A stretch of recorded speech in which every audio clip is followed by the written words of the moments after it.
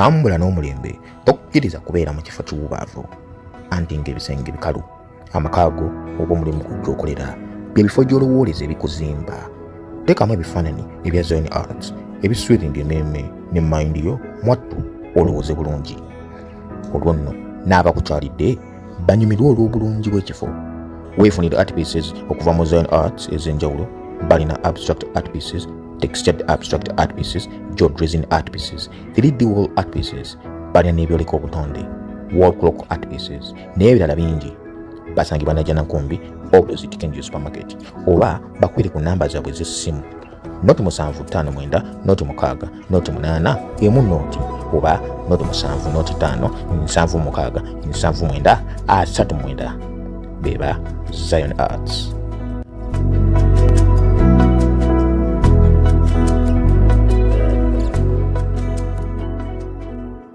Obulamu bunyuma, obulamu buwooma. Ekyo tekiriiko awakanya wabula obulamu bunyuma bulamu agugi mazima. Wuliriza nkuleetedde ekyokuddamu ku ndwadde ez'enjawulo ezituteganya mu bulamu gwe wamma ne tulema okweyagala. JS Medical Hubs bano bakugu mu kujjanjaba ebizimba mu lubuto, tujjanjaba hania n'abulira ddala otawanyizibwa ndwadde za lususu, ebimmonde ku matu, enkovu ezizimbye oba nsundo, byonna tubibuzaawo. Ate nno tetukoma okwo, era tujjanjaba ulcers, sukaali, pressure n'endwadde endala nnyingi. Abatawanyizibwa mu nsonga z'omukisenge nammwe tetubalekeredde. Tulina JS Body Cleanser nga bw'olinywa lino likamula obucaafu bwonna mu mubiri. Olwo JS Immune Booster ne lizimba obutafaali mu mubiri. Linyweko weetangira okulwalalwala. Ku JS Medical Hubs eddagala tukozesa lya butonde teririna bulabe yadde. Basebo ne bannyabo mbalamusizaako mu linnya lya Mukama waffe Yesu.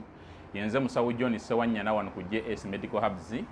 Njagala okujjukiza ekintu kimu nti obulamu buli mu ngalo zo.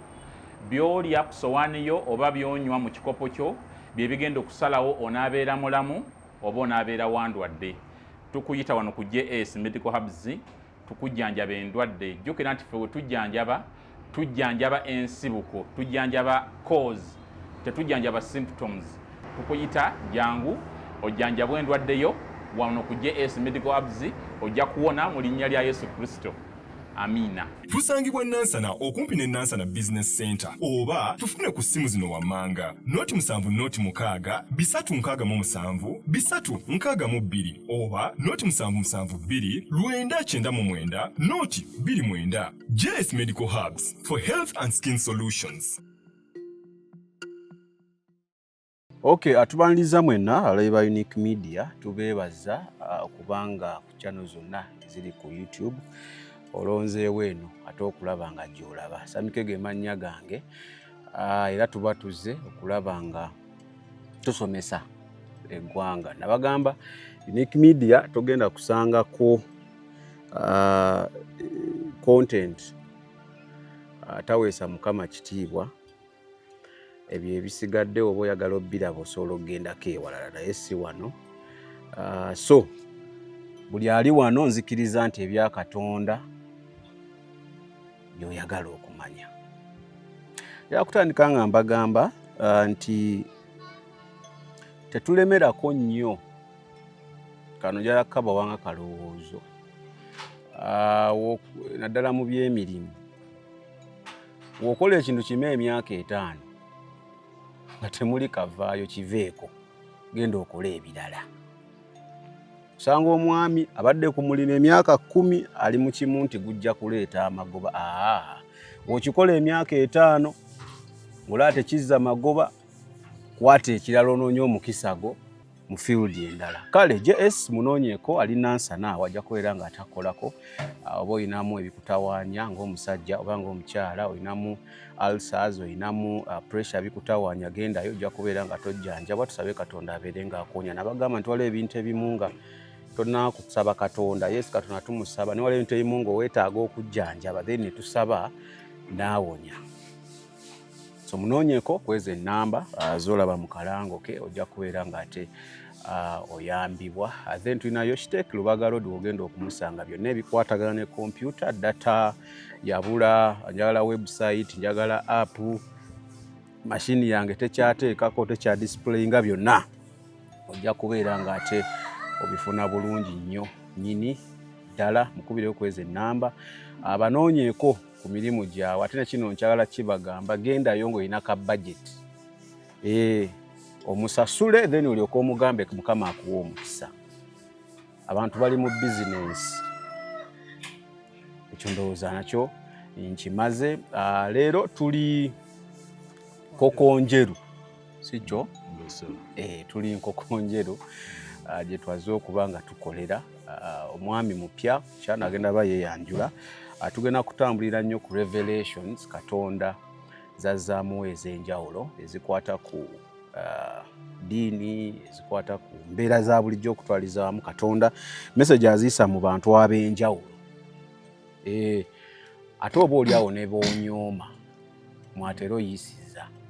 So nabamu omukisa yeyanjula amannya ge then tulabe ng'egitandika programu ennaku olwaleero. So kamwebazo. Amina. So mugamba muti eno tuli bulungi. So Kokonjeru talina buzibu era awulikika wonna ng'era enkoko enjeru weeba ebeerabika. Mbulizaawo ku bantu abo weewaawo basebo ne bannyabo abatuwuliriza oba abatulaba balamusizzaako mu nnyanja Mukama waffe Yesu Kristo. Erinnya nze Mwebe Samuel Bruce nga ndi mutuuze wano Enkokonjeru nkolera emirimu gyange. Kati ekyalo wano bakiyita batya? Kokonjeru ki? Kati wano we tusinzidde wayitibwa Nabuwundo. Nabuwundo ekyalo L1 kirabika ndowooza waalingawo obuwundo bungi era mbalira kubuuza gye buvuddeko eyo. Obuwundo bwayitanga wano nnyo. N'olwekyo ekyalo ekyo kyakazibwako Nabuwundo. So kati we tusinzidde. So oli musajja mulokole? Ndi musajja mulokole, nalokera mu Church of Uganda era ebbanga lyonna gye nkola ki gy'oli gye ndi naye nga byenzize ndaba bindaga nti nsaanye ngaziye ku ntegeera y'ebintu byange. Essebo. Okay. Kati revelation zino ne relationship yo enkwatagana eri personal ne Katonda otandika gye experiencing ddi? Bbanga lyemabegako y'emyaka nga 6. Kubanga okusooka nga nkugaa nti nno ndi musajja mulokole mu Church of Uganda, njagala nnyo Katonda ate nti maze ebbanga nga nina obukulu mu kanisa bwentwala. Nze ndi mukubiriza mu church, mukubiriza yaba lead of the laity mu church. Church of Uganda yeeriwa atakitegeera bulungi. Church of Uganda mujjukira eddiini we zajja wano mu Uganda mu myaka gye 1800 waliwo ekibiina ekyava e Bungereza ekyayitibwa Church Missionary Society. Ekyo kyaviira ddala Canterbury. Anglican Church.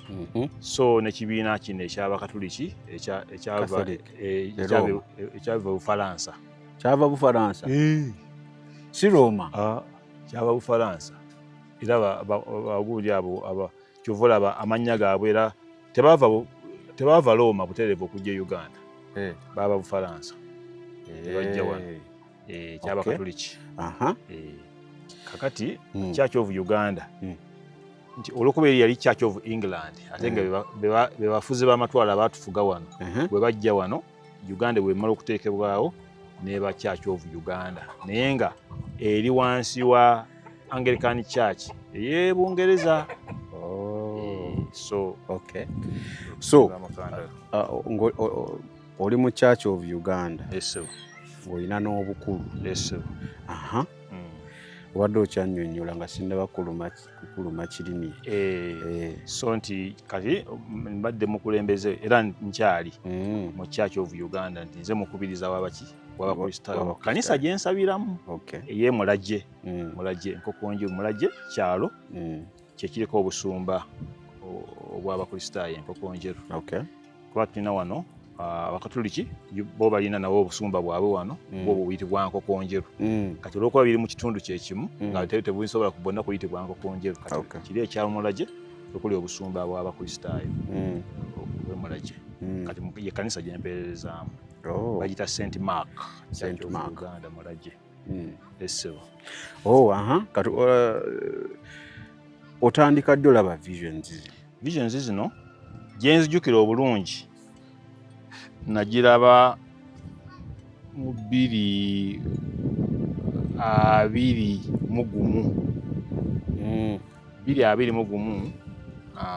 twali tugenda mu kalulu nga tugenda mu kalulu awo nga kayingedde kuba njukira akalulu ako aka 2021 twakalonda mu January bazali mu nnaku za January naye twali tetunnaba kutuuka mu nnaku za mwezi 10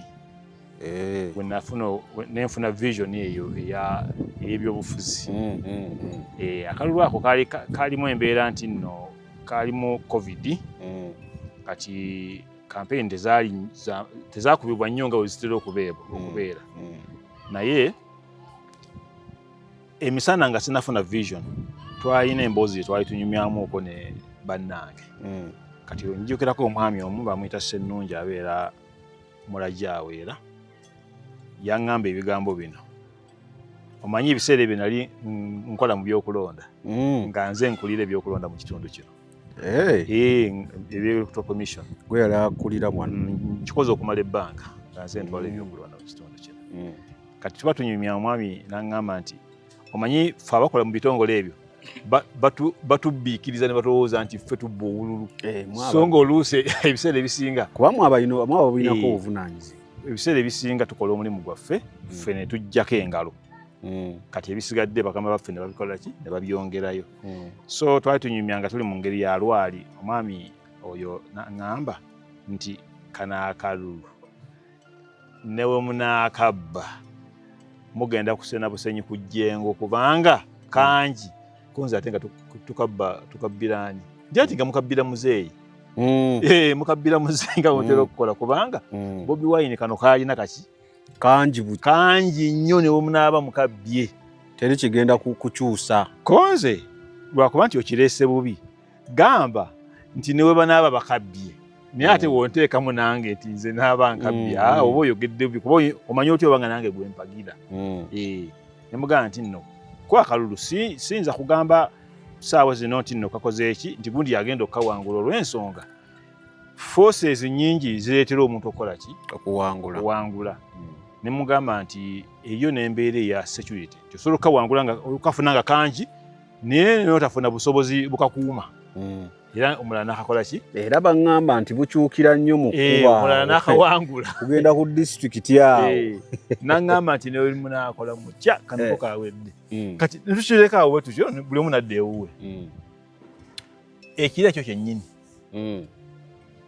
Mukama yaleeta embeera ng'eringa gye twabaddemu emisana nga tukaayana era kwali kukaayana nalaba nga tulina abantu be tuli nabo kyamazima nga sibategeera bendi nabo naye nga twogera ku byabufuzi kakati nga abantu bagamba nti omwaka ogwo ogwa 2021 ebintu mu Uganda bwe byali bigenda okukola ki okukyuka be wali nabo mu kirooto nali nabo mu kirooto nga balaga nti ebintu bwe bigenda okukola ki okukyuka kakati wakati mu mbeera eyo nga tuli awo mu kukaayana kiwaava wajjawo screen nga walaba PowerPoint presentation nti wabaawo ku screen nga kuliko ebigambo ebikola ki ebijja nga bitambula screen nejjaawo nga ffenna tugikola ki tugiraba kakati ne kujjako ebigambo tekanalondwa ne kujjako ebigambo nga bitambula nti it's not yet time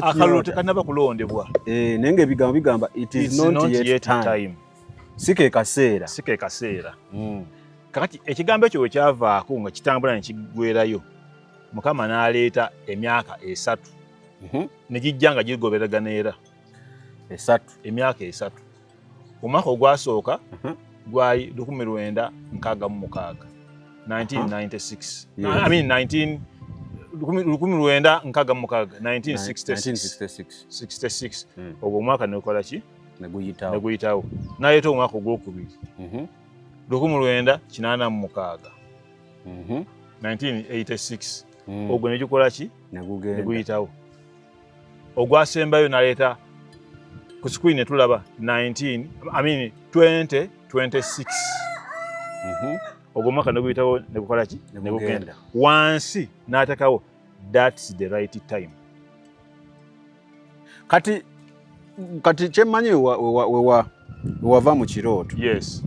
Wabirowoozaako. Yes sir. N'ofuna ansa ezimu. Yes sir. 1966 waliwo ki? 1966 omwaka ogwo oba ojjukira ebyafaayo omukulu Obote Milton jjukira ebiseera ebyo nga tumuvudde mu independence mu 1962 1966 awo wonna Sir Edward Muteesa yali president wa Uganda. Yali president wa Uganda. The first president. Yes. Kati mu 1966 oba waliwo butakkaanya oba ki amagye negawamba amagye ga gavumenti go Obote yali prime minister ebiseera ebyo ng'oli president. Obote n'alagira omuduumizi w'amagye bamuyitanga Amini Dada ebiseera ebyo field marshal oyo n'alumba olubiri. Muteesa kwe kola ki kwe kudduka kwe kuwaŋŋanguka ebiseera ebyo bwe mwaka ogwo Abaganda tebaagala Obote. So omwaka ogwo mu bimpipi gwalimu ebintu bibiri. Gwalimu okukyuka kwa gavumenti nti Sir Edward Muteesa avaako Obote ayingirawo president omupya ajja. Naye ekyokubiri nti mu kukyuka kwa gavumenti eyo waliwo okuyiwa omusaayi nti abantu bangi baafa. Obote yayigganya Abaganda biseera ebyo. Abantu bonna abali mu gavumenti ya Muteesa yabalumba. Yes. Era bangi battibwa. Era kigambibwa nti omwaka ogwo ogwa 1966 Abaganda abasinga bali e Bungereza gwe mwaka gwe basingiramu okufuniramu obuwaŋŋanguse badduka kubanga baali bateekwa kufa abasinga obungi naddala baali abayivu ekiseera ekyo badduka. Kakitegeeza nti omwaka ogwo Mukama yagulaga nti so 1966 gwalimu okukyuka kwa gavumenti n'okufa kw'abantu bangi. Ogwo mwaka tugumaze. Ne tugenda ku 1986. Ogwo gongo somyeko. Wayise emyaka ameka? 2. Ngaba 2. Wayise emyaka 2. Kuva mu 66 ono 86. Myaka 2. Ngaba 2. Gayiseewo tugenze mu 1986. Abakulu siwe bawamba. Abakulu we bajjira mu buyinza. Yali January 26. Yes. Omwaka ogwo mujjukira mwenna ebyaliwo nti abakulu nga bajja mu buyinza aba NRA waliwo okufa kw'abantu bangi. Olutalo olw'ensiko olwo naddala abantu abaafa baali nnyo mu bendobendo lya Luweero Nakaseke bye bayita mu Lukoola. Bantu baafa bangi. Neera gavumenti yakola ki? Yakyuka. Kati omwaka ogwo nendaba nga gulina bye gukwatagana ne guli gwe twakoze eki? Guli ogwa 66 ogwa 66. Kati okuvaawo paka ogujja paka 26 njagala obale patani eriwo nti guli okuva mu 66 paka 86 gwaliwo emyaka ameka? 2.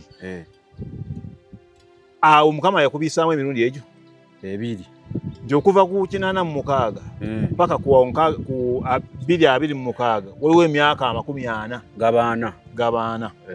Mwasomanga nti find the next number in the sequence.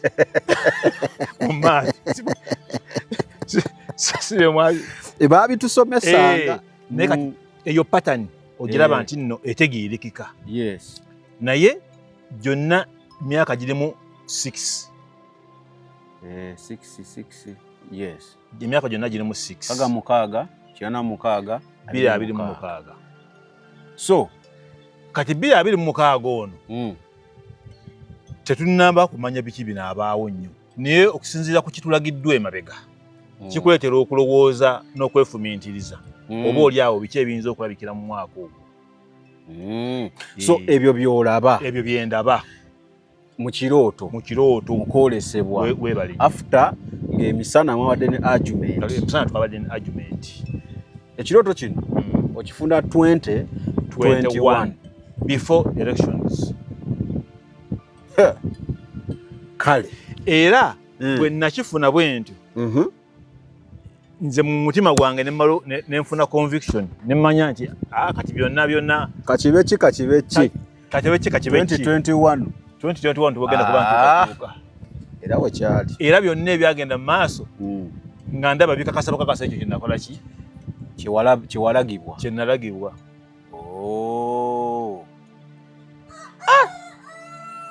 Kagambo kaali kaki nga kamaze okulaga emyaka. That is the right time. Kubanga akaaso kaali it's not yet time. Akaseera tekannaba. Akasembayo kaagamba that is the right time. 2026 si gwegujja sebo.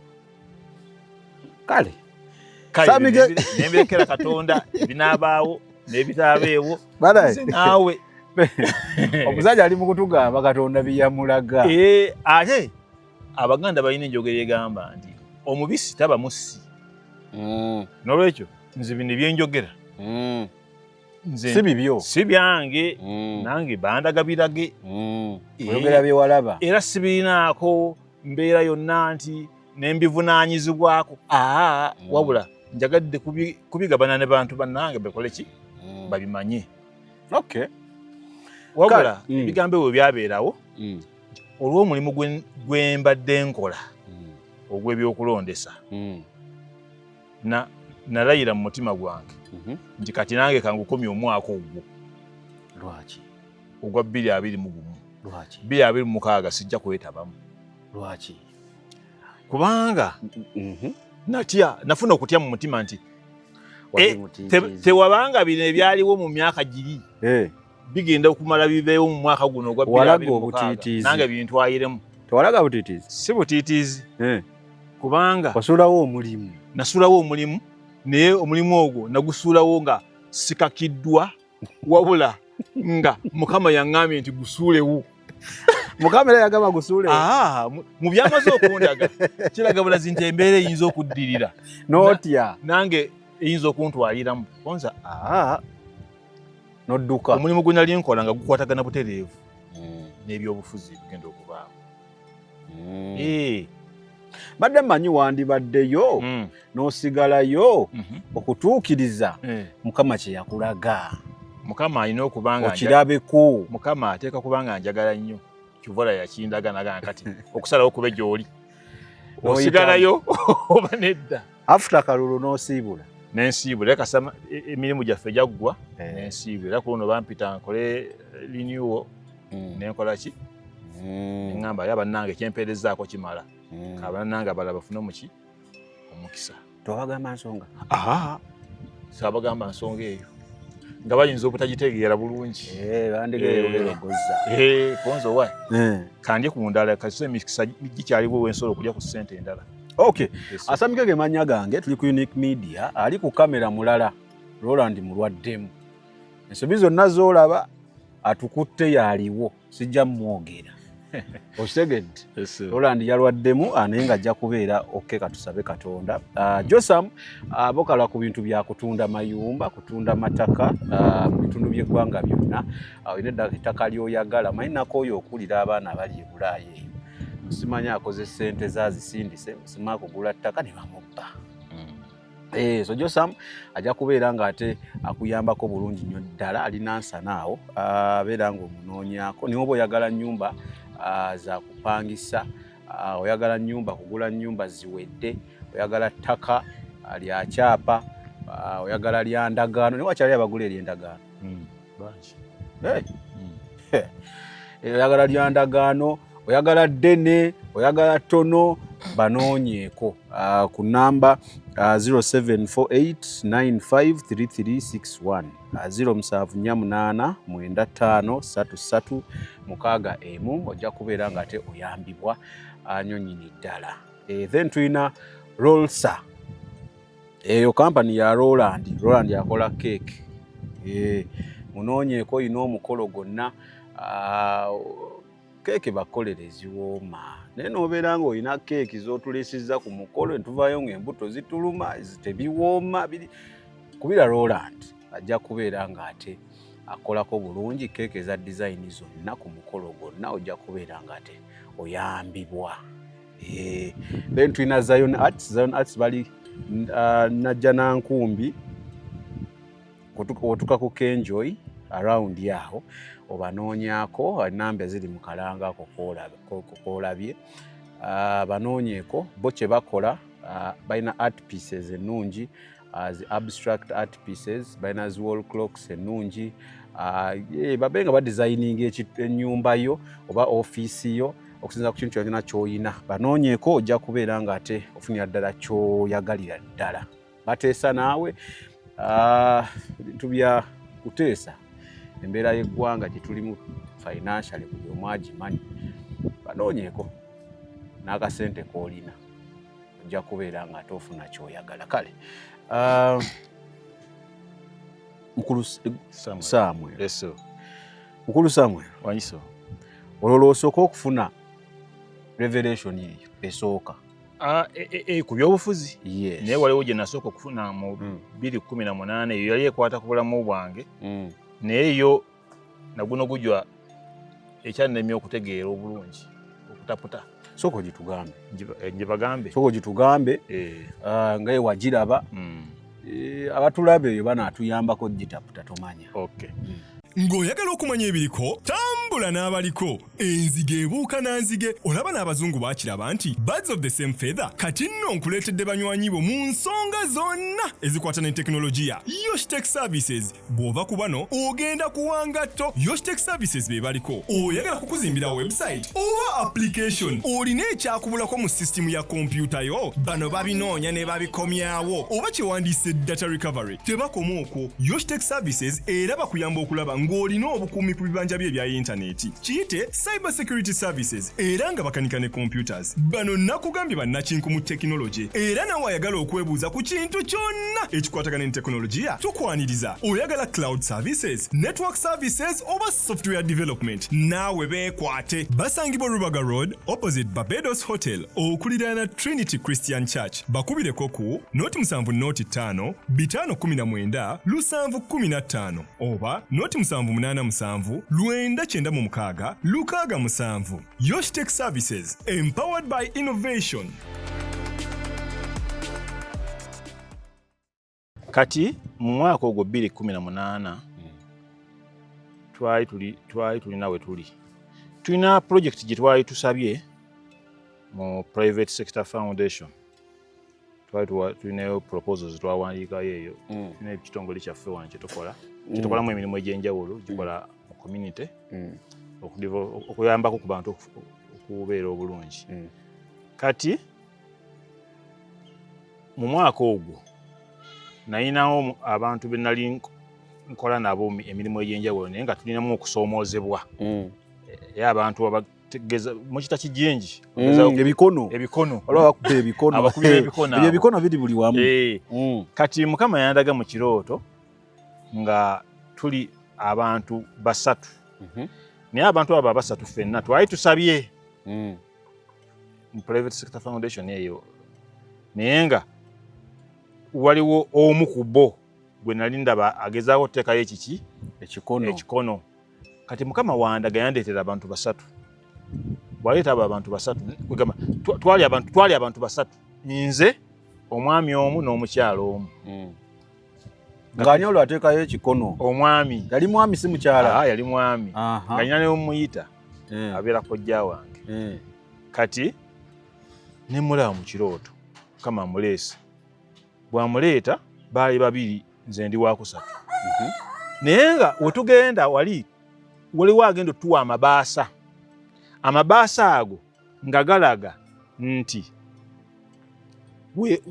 webakuwa ebbaasa oba oyikoze eki oba oyiseewo kati wetugenda wawagabirwa amabaasa waaliwo olusuku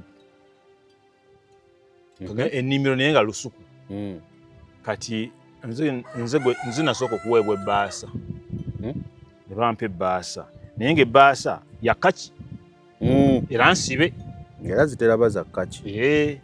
Kati wenfune baasa munnange eyali anzirirako emabega oyo mwami n'ateekayo omukono ogwe ne bagukuba tebaamuwa baasa kitegeezo yaba ayisaawo. Omukyala naleka ye tannafuna nagenda okuddamu okulaba nga ndi mu bbanga mu nnimiro nga njiri waggulu ku bitooke waggulu nga ndi kati mu nnimiro ey'ebitooke naye nga ndi waggulu bannange nga balese wansi naye nga nkubiddwamu ekitangaala ekimasamasa okkamala nga kiraga nti kiva ku munyenye yakanye so bright ng'eyaka nnyo nti n'amaaso tusobola kulaba bulungi naye nga baasa yange njikola ki ogirina mu ngalo njirina mu ngalo ne magamaga bannange nga sikyabakola ki tobalaba sikyabalaba ndi wogu waggulu mu nnimiro kaakati era screen yaffe nekomawo eno gye nakugambye ya politics nejja screen nejja kati nga ewandikiddwako ebigambo bitera kuba mu luzungu enaku kuno byaye mu luzungu nekuteekebwako ebigambo nti the expected time to go is 2028. The expected time to go is 2028. Kati mu meme yange nenfuna okutya nga ne mu kirooto nenfuna okutya nempakana neŋŋamba nti no, it can't be. Even my firstborn we don't have finished senior 6. Kyembadde ndo okugamba nti ogenda yitamu nga 28. Ye message gye nafuna nze mu mutima gwange, conviction gye nafuna mu mutima gwange nti kwolwo Mukama andaga nti no mu mwaka ogwo wenkiteera oba wa 8 ku 10 tosukka wenkiteera n'agamba nti bwe kiri okuba nempakana neŋŋamba nti no. Kyajja emirundi 3 nga buli wempakana akikola ki akizza buli wempakana akikola ki akizza kati bwe kyaggwa wansi n'atakayo ebigambo bino nti but you be good to people.